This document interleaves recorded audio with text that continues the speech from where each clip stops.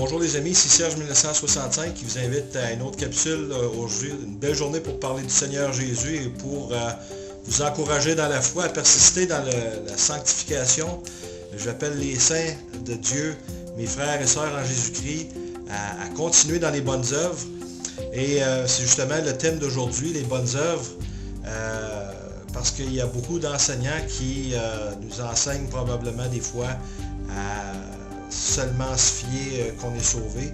Et mon but aujourd'hui, c'est de vous enseigner à continuer à persévérer dans les œuvres que Dieu lui-même a préparé, ces bonnes œuvres pour vous. Et comme Éphésiens 2, 8, 10 le suggère, c'est qu'il a préparé ces œuvres-là à l'avance afin que nous marchions en elles. Et je vous invite maintenant à lire un petit passage en Jean chapitre 5, versets 28 à 29. Je vais lire quelques passages ici pour vous encourager. Il est écrit en Jean 5, 28 à 30, « Ne vous étonnez pas de cela, car l'heure vient en laquelle tous ceux qui sont dans les sépulcres entendront sa voix, et ils sortiront, ceux qui auront pratiqué le bien en résurrection de vie, et ceux qui auront fait le mal en résurrection de jugement. Je ne puis rien faire, moi, de moi-même. Je juge selon ce que j'entends, et mon jugement est juste, car je ne cherche pas ma volonté, mais la volonté de celui qui m'a envoyé. » On a ici un autre passage qui est en Romains chapitre 14, verset 10. « Mais toi, pourquoi juges-tu ton frère? Ou aussi toi, pourquoi méprises-tu ton frère? Car nous comparaîtrons tous devant le tribunal de Dieu. Car il est écrit, « Je suis vivant, dit le Seigneur, que tout genou se ploiera devant moi et que toute langue confessera hautement Dieu. Ainsi donc, chacun de nous rendra compte pour lui-même à Dieu. » Je vous amène à un autre petit passage en 2 Corinthiens, chapitre 5 et verset 10, où il est écrit, « Car il faut que nous soyons tous manifestés devant le tribunal du Christ afin que chacun reçoive les choses accomplies dans le corps selon ce qu'il aura fait, soit bien ou soit mal. » Ici, il faut comprendre que le tribunal de Christ, c'est bien différent du grand tribunal blanc, du grand trône blanc de jugement à la fin des jours. Le tribunal de Christ, c'est pour ceux qui sont en Jésus-Christ, ceux qui sont nés de nouveau, qui sont baptisés de l'Esprit Saint. Vos œuvres en tant que personnes sauvées, à partir du moment où vous êtes sauvés, jusqu'au jour de notre prochaine délivrance, toutes les œuvres que vous aurez accomplies par l'Esprit Saint seront jugées. Si elles ont été accomplies par l'Esprit Saint, eh bien, vous aurez une récompense. Si ça a été fait dans la chair, ce sera brûlé. Ça ne veut pas dire que vous allez être perdu, vous allez passer à travers le feu, mais vous êtes sauvés quand même. On va passer maintenant en Révélation 20, chapitre 20, verset 13, où on peut lire « Et la mer rendit les morts qui étaient en elle, et la mort et le Hadès rendirent les morts qui étaient en eux, et ils furent jugés, chacun leurs œuvres. » Là, ici, on parle du jugement final, où ceux qui n'ont pas accepté Jésus-Christ pendant qu'il est encore temps, s'ils meurent sans Jésus, bon, ils vont se ramasser dans l'étang de feu avec Satan et ses anges déchus.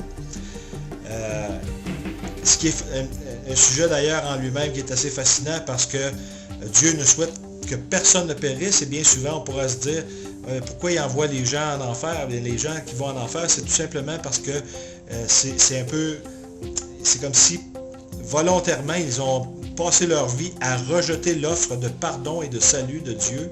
Et c'est comme si volontairement ils disent, bon ben je veux rien savoir de Dieu, puis je veux m'en aller en enfer.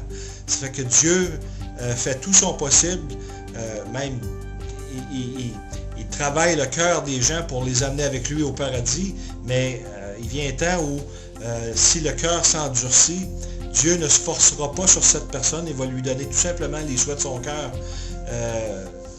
Aussi, tout dépend de la notion de Dieu que vous avez. Si votre père terrestre était un homme méchant ou si c'était un homme faible, il ne faut pas se faire une image de Dieu à l'image du Père terrestre que nous avons eu. Au contraire, il faut essayer de comprendre que Dieu, c'est le Père des Pères, c'est le Père, Dieu c'est le Père parfait. Nous pouvons en lui tel que nous sommes et avec ce que nous avons et lui demander pardon pour nos fautes, premièrement.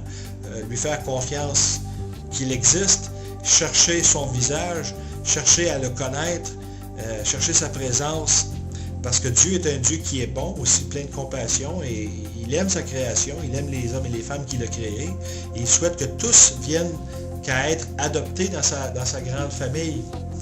Eh bien, tous ces versets que je vous ai donnés, finalement, pour revenir au lien, c'est que je vous encourage, une fois que vous êtes sauvés, une fois que vous avez demandé à Dieu pardon, puis qu'il vous a baptisé de l'Esprit Saint, que vous êtes scellés à rédemption, vous êtes maintenant encouragés à mettre à mort ces choses de la vie, ces mauvais désirs dans la chair, afin de pouvoir mener une vie pieuse et sainte pour plaire à Dieu, mais non pas par crainte qui va vous enlever votre salut, mais plutôt par amour pour lui, pour ce qu'il a fait pour vous, parce que le jour où il vous sauve, ça devrait vous enlever un poids concernant votre destinée éternelle. Et c'est par amour pour lui, en réponse à sa grandeur, à sa majesté, que nous marchons dans les œuvres que lui a préparées et par son esprit, non pas par vos propres forces.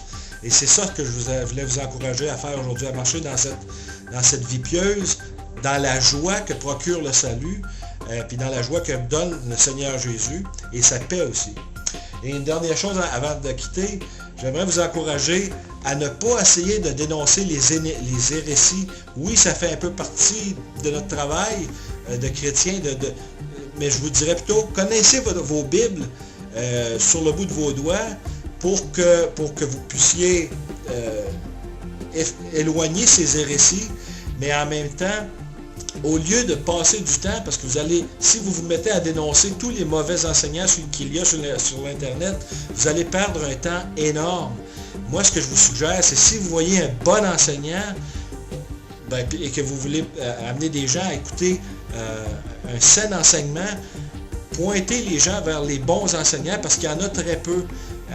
Comme ça, vous allez faire certain que ces gens que vous aimez seront bien enseignés. Au lieu de leur dire « fais attention à lui » ou « fais attention à lui » ou « fais attention à lui », il vient un temps qu'il y ait une grande confusion.